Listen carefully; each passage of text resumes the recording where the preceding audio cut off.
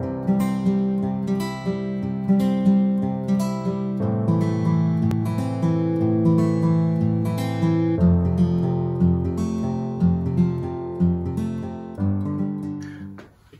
suis Moussa, donc je viens du Mali. Et je suis animateur d'action à l'association Aide Marseille. Je suis concerné, je suis séropositif au VIH depuis 2017. Actuellement, j'accompagne aussi des personnes qui vivent avec le VIH au sein de l'association Aide. Comment pourrais-tu parler de ta qualité de vie actuellement et ta qualité de vie psychologique, physique ou professionnelle? Avant que j'ai découvert que j'étais séropositif, moi, voilà, j'étais dans la lutte contre le VIH/SIDA depuis au Mali. Donc, du coup, je faisais la prévention, j'accompagnais les personnes séropositives aussi. Donc, une fois, voilà, quand j'ai découvert en 2017 que je suis séropositif, moi, au début, le monde s'écoulait. Donc, du coup, j'avais pas ces mots qui disaient, oui, je vais me suicider, non. Mais je me suis dit, pourquoi moi, alors que j'étais tellement dans la lutte contre le VIH, j'étais tellement dans la prévention. Donc, je me posais la question, j'avais la culpabilité, me posais la question, j'étais en colère contre moi-même. Et je me suis dit, mais pourquoi moi, mais pourquoi je n'ai pas fait attention, mais je savais tout ce qui est à la prévention. Donc, en ce moment, c'est pas facile. Donc, du coup, moi, j'étais vraiment dans mes questions, de trouver des réponses à mes questions, des questions que je peux poser à moi-même, que je peux y répondre, mais des questions sur le VIH même en tant qu'une personne concernée, en tant qu'une personne, voilà, poser des questions aux infectiologues et poser des questions aux assistants sociaux aussi, donc poser des questions avec des psychologues, j'avais tout ce qui tournait dans ma tête, quoi. Donc du coup, je me suis dit, ok, bon, j'ai entendu ces mots, il disait heureusement tu étais en France, mais en ce moment, la personne qui m'a dit heureusement tu es en France, je l'ai mal pris parce que je me suis dit, mais pourquoi heureusement j'étais en France? Mais la personne pensait en ce moment le traitement. Moi, je n'ai pas pensé en ce moment le traitement. Moi, le plus important en ce moment, donc j'avais même pas de logement. Et heureusement, j'avais le droit ouvert, j'avais l'AME, donc mon droit était ouvert à un moment donné. Donc du coup, j'avais AME, mais j'avais même pas de logement. Et j'avais même pas où aller se nourrir aussi. Donc j'avais même pas où aller, je sais même pas où aller s'habiller. Donc du coup, j'avais toutes ces questions en tête d'abord. Et du coup, je viens de découvrir que je suis séropositif aussi. Donc, la prise en charge médicale, je pense que pour moi, je suis tombé sur quelqu'un, un infectiologue vraiment qui est à l'écoute, qui m'a vraiment accompagné, qui m'a écouté, qui m'a bien orienté aussi. Donc, sur tous mes besoins et tous mes demandes aussi. Donc, mon état psychologique, au début, vraiment, je me suis dit, j'ai pas besoin de ça. Donc, j'ai pas besoin d'aller voir un psychologue. Je me suis dit, ok, si tu en as déjà fait pour les autres avant que je sais que j'étais concerné, je l'ai déjà accompagné des personnes séropositives. Ben, pourquoi moi, en tant qu'une personne séropositive, je peux pas m'accompagner moi-même aussi? Donc, je me suis dit, ok, bah, tu restes dans le calme et que tu fais comme les autres, tu poses tes questions et tu essaies de comprendre le virus d'abord. Donc du coup, je me suis posé toutes ces questions et puis j'ai commencé à se poser ces questions aux infectiologues, aux spécialistes, aux soignants. Donc j'ai eu mes réponses à toutes ces questions. Donc je n'ai pas eu une fois d'aller voir la psychologue. Bah, je l'ai fait la première fois, le jour où ça a été ma prise en charge à la Timone à IHI. Donc je parlais avec la psychologue une fois et puis je me suis dit non, c'est pas la peine. Donc du coup, moi, ma priorité, c'est pas le traitement, ma priorité, c'est pas le VIH, ma priorité, c'est trouver un endroit pour dormir, trouver un endroit pour manger, trouver un endroit pour s'habiller. Donc, ils m'ont écouté, ils m'ont aidé, donc avec l'orientation aussi Aide Marseille, donc du coup, j'étais bien accompagné. Donc, physiquement, donc je perdis un peu de poids, j'ai pris de poids aussi, j'ai perdu de poids. Donc, voilà, physiquement, ça passe sans Et du coup, maintenant, comment tu dirais que tu es comment là? Maintenant, je me suis dit, ben ça va, je suis comme, je me sens, je me voyais pas comme une personne séropositive. Tellement ma vie, ma qualité de vie ont amélioré, donc le traitement, donc un cachet par jour, donc du coup ça c'est bon, j'ai pas eu des effets secondaires vraiment.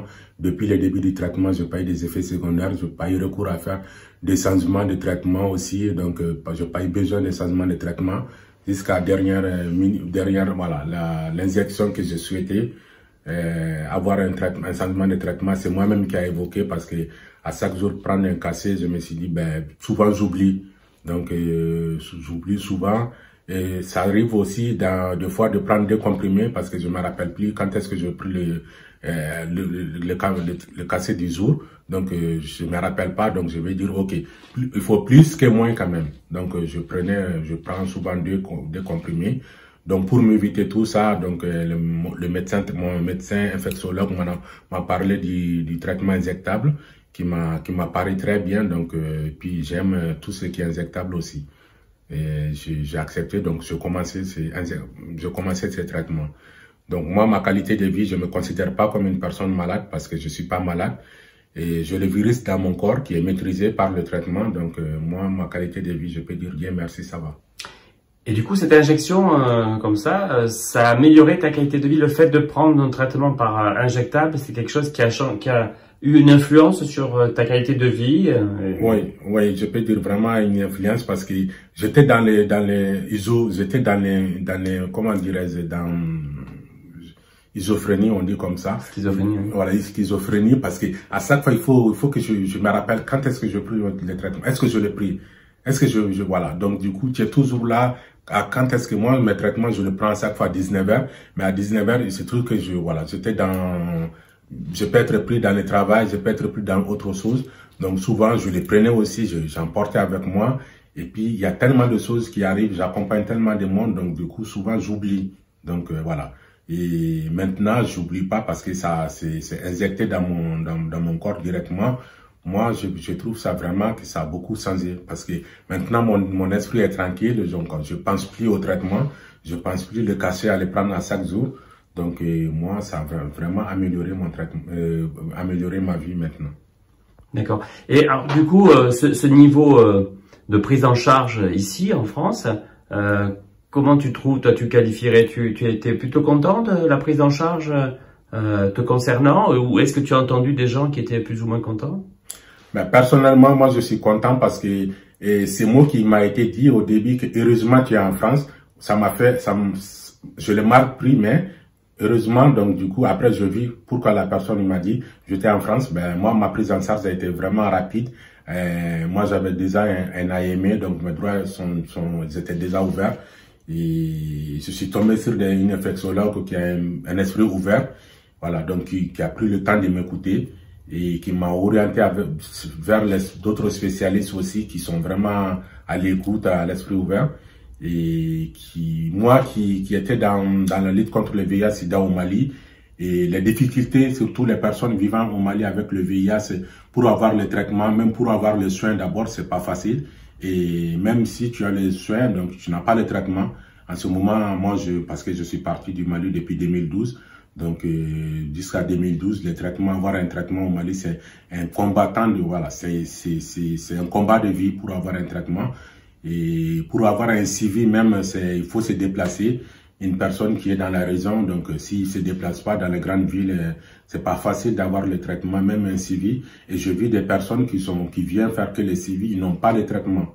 Donc du coup, je me suis dit, heureusement, je suis en France, j'ai un suivi et j'ai un traitement. Et grâce à ça aussi, parce que en ce moment, le moment que j'ai découvert que j'étais séropositif, j'étais dans une situation irrégulière. Donc, grâce à ça aussi que je me suis arrivé à me régulariser. Donc, j'ai actuellement une carte de séjour pour vie privée familiale. Donc, une carte de séjour pour étrangers malades. Voilà, donc du coup, moi, ma vie vraiment a beaucoup amélioré. Donc, je suis pas dans une situation régulière et j'ai le traitement. Donc, j'ai le traitement maintenant qu'il me faut encore. Donc, moi, ça va. Par contre, moi, depuis que je suis à Aide, depuis 2017, j'accompagne des personnes vivant avec le VIH. Donc, du coup, j'ai beaucoup de remontées, surtout des personnes qui ont des difficultés, qui ont qui ont des réserves aussi, et surtout les personnes étrangères. Donc, du coup, que j'accompagne, on a beaucoup de difficultés. Donc, à chaque fois, il faut aller vers les assistantes sociales du Sport Longchamp ou du IHI Latimon. À chaque fois, il faut aller voir les foyers d'hébergement, donc pour avoir même une semaine de nuit ou un mois de nuit pour ces personnes. Et voilà, comme une personne qui est sous traitement, souvent il peut avoir des effets secondaires. Ces personnes, ils ont besoin de se reposer, prendre leur traitement. Donc en cas des effets secondaires, il peut y avoir multitude d'effets secondaires. Il y a la diarrhée, vomissement. Le mieux quand tu es dans un endroit que tu peux te soulager très bien, que tu peux vomir pas devant tout le monde. Donc moi, j'accompagne pas mal de personnes qui étaient dans cette situation, on arrivé quand même de les placer. Souvent, on fait recours même dans les squats. Donc aller voir les squats si on peut aménager une chambre pour des personnes qui peuvent rester, qui prennent le traitement normalement, quoi. Et en termes de stigmatisation par rapport au VIH, est-ce que autour de toi ou toi-même, des gens ont vécu des personnes qui se sont mal comportées par rapport au fait qu'ils savaient ou qu'ils avaient découvert que vous étiez porteur du VIH? Oui, moi personnellement, je ne sais pas si je peux dire une stigmatisation, mais c'est arrivé lors d'une formation qui n'est pas une formation à Aide, mais c'est une formation que je me suis... je voulais faire cette formation, animation du groupe. Donc du coup, dans cette formation, une fois je parlais, je me suis dit oui, moi je suis séropositif au VIH. Et parmi toutes les personnes qui étaient là, donc j'étais le seul homme d'abord, et je vis le regard aussi. Donc tout le monde me regardait, donc du coup bizarrement, et j'ai pas fait attention parce que la formatrice même c'est une personne qui forme à Aide aussi. Je me suis dit peut-être elle peut arriver à parler parce que c'est animation du groupe, l'éducation thérapeutique. Donc du coup je dis si on voit qu'ils sont ceux qui sont là, ils sont vraiment à chercher à se former, donc je pense qu'ils ont un esprit ouvert sur le VIH. Du coup non, parce que la manière dont j'ai été regardé, ce jour j'ai pas fait attention, mais après que je me suis dit la manière dont ils m'ont regardé, la manière dont la répartition des ateliers, il y a des gens qui m'évitaient, donc qui veulent pas. Je me suis dit peut-être je suis le seul homme, peut-être ça. Je n'ai pas vraiment fait la liaison entre le VIH. Par contre, les personnes que j'accompagne aussi, il y a des personnes qui me parlent aussi. Comme moi, j'anime le groupe migrant LGBT, donc du coup, on fait des témoignages de parcours de vie avec le VIH. Et il y a des personnes qui me parlent aussi il y a des discriminations envers eux, des stigmatisations envers eux. Donc du coup, moi, je les accompagne, je les donne des infos. Voilà, quand tu es victime d'une stigmatisation, qu'est-ce que tu dois faire? Quand tu es victime d'une discrimination, qu'est-ce que tu dois faire? Donc, voilà, on a des ressources ici, même à Aide. Derrière moi, je subis une formation, prévenir des violences, violences sexistes et sexuelles. Donc, du coup, on a